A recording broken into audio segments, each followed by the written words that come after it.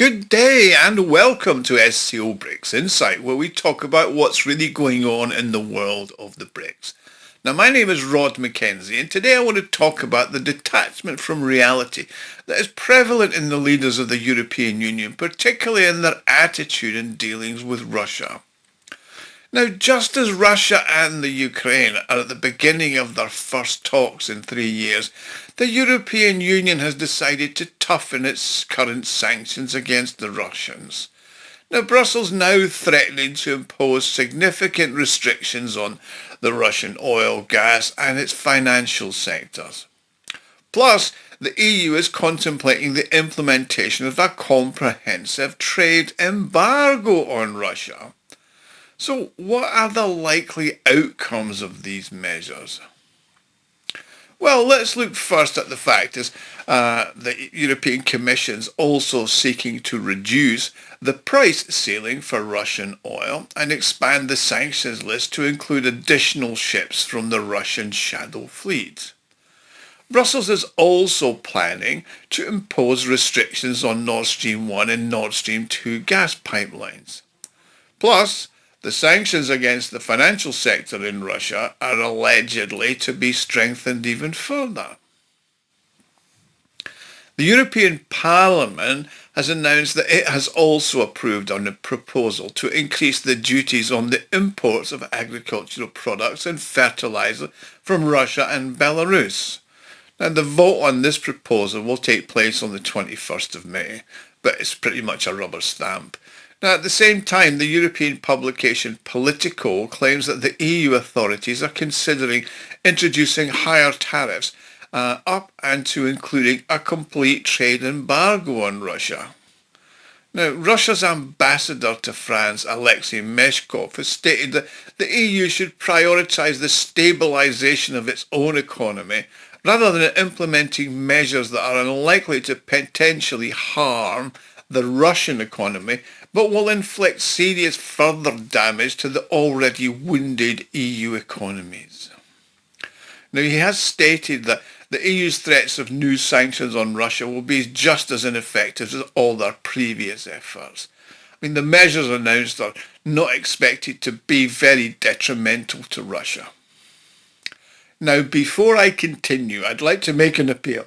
If you like and enjoy my videos, you can help me fund the channel and my website SCO BRICS Insight to further develop them. You can do this by clicking on the thanks button at the bottom of the screen and making a small donation. Every donation does get a personal thank you from me, and I'll keep thanking you all now for watching, and please keep the comments coming. I love to read them and love to respond to them. Now, let's remember that the EU established the primary sanctions on the energy, finance and technology sectors of Russia in 2022-2023, where it implemented a record 13,000 plus restrictions. Now, it's likely that the current measures will be symbolic in order to maintain the unity of the rhetoric among the politicians. The new measures will add political rather than economic weight, maintaining the status quo, according to Pavel Sestyanov, who's a professor of political analysis at the Plekhanov Russian University of Economics. Now, he asserts that the European Union's primary challenge is striking a balance between keeping up the political pressure and economic stability, a concern that's particularly salient in the lead-up to elections in a number of the major member states, particularly Poland. Now, the sanctions imposed on Moscow are close to reaching their limit. They're now about 30,000, which suggests that expectations of drastic changes are unlikely to be met, says Sestyanov. Now, the EU's intention to reduce the price ceiling for Russian oil and expand the sanctions list to include the additional shadow fleet vessels will have a slightly negative impact on Russian exports. But these difficulties are likely to be very short and very temporary.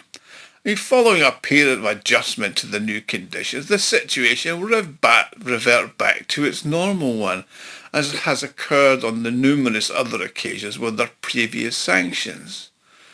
Sanctions against 150 tankers of the shadow fleet could make exports more difficult, but more likely they'll just lead to another restructuring of the logistics chains.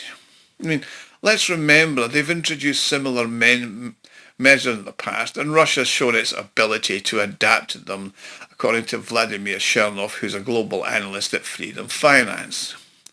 Now, with regard to the price ceiling, since its introduction, Russia's oil has always been, with a few exceptions, above the current price ceiling of $60. However, this has not prevented it from shipping oil by tanker to India and China, who are the largest buyers. Therefore, even if the EU decides to lower the price ceiling to $30 a barrel, that's not actually going to change anything fundamentally. Russia will continue to ignore the ceiling and sell at market prices, with obviously a certain amount of discount due to the toxicity of sanctions.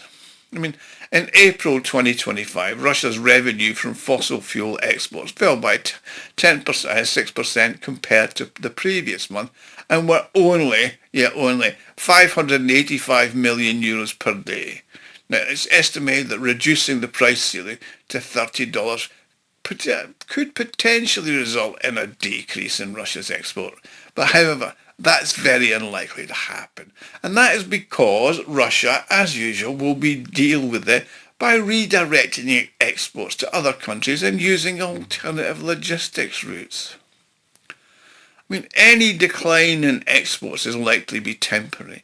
I mean, Russia's demonstrated its adaptive capacities and capabilities on numerous occasions. Now, let's look at the regard to the restrictions on Nord Stream and Nord Stream 2. Now, it's important to note that these restrictions will not impact the physical export of Russian gas to Europe at all.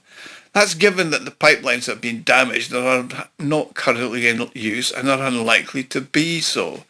I mean, of the 4 branch lines, only one has survived, but Gazprom has not yet received the necessary permission from Germany to operate it.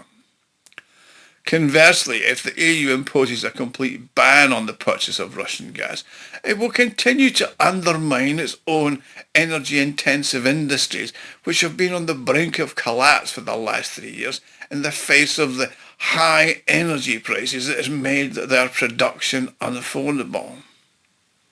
I mean, if you got rid of a competitor like Russia, the price of LNG is expected to rise further in the European market, and Europe's energy-intensive industries are now seeking alternative opportunities, including in Asia and the US.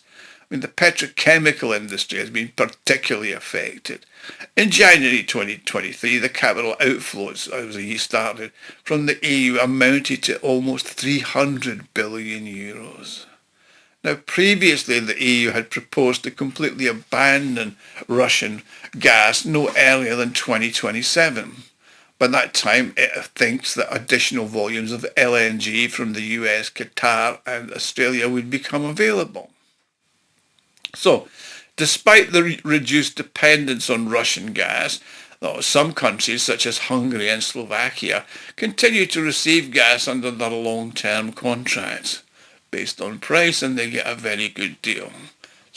So a complete embargo could result in a huge energy deficit and massive price increases, according to Chernov. I mean, the EU's decision to impose prohibitive duties on Russian and Belarusian fertilizers will also have a seriously negative impact on its farmers. I mean, these will result in lower crop yields, leading to higher food prices and increased inflation in European countries, according to the Russian Deputy Prime Minister Alexei Overshuk.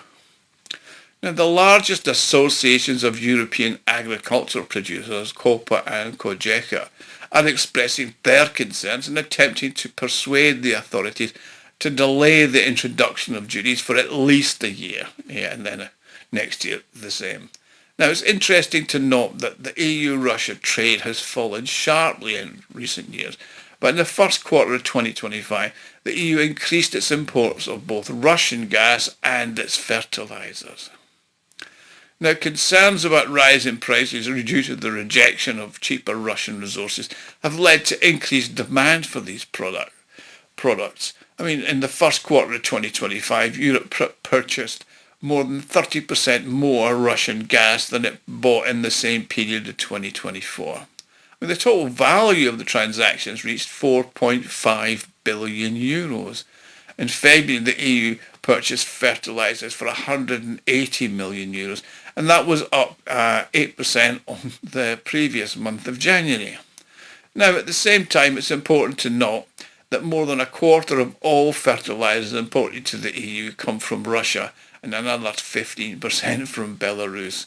And the primary reason for this is the price advantage, since Russian and Belarusian fertiliser are 15 to 20% cheaper than their global competitors. Now, notably, Poland is the largest European purchaser of Russian fertiliser, and that's despite the prevailing Russophobia and its anti-Russian sentiment by its politicians. Now, Romania and Slovenia have increased their purchases of fertiliser from Russia by a factor of 4 and 6 times.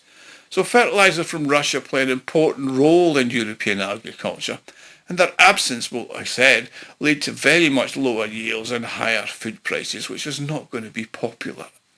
Now, the EU will also suffer significant losses in the metallurgical and mechanical engineering sectors. Now, according to Eurostat, the total volume of trade between Russia and the EU has fallen by more than 40% compared to the pre-crisis level of 2021. Now, let's look at the financial restrictions. The issue of confiscating Russia's frozen assets may be discussed. However, the EU has not yet identified any legal precedent that will allow it to do this. So if the EU introduces a trade embargo on Russia, then Russia will not suffer unduly, but it will have seriously damaging effects on the companies and the people of the EU. Thank you for watching. Please like, share and subscribe. Do set the alert button to get informed when I post a new video. And if you want to help out, click on the thanks button at the bottom of the screen and you can make a donation. And I'll see you all again soon. Thank you.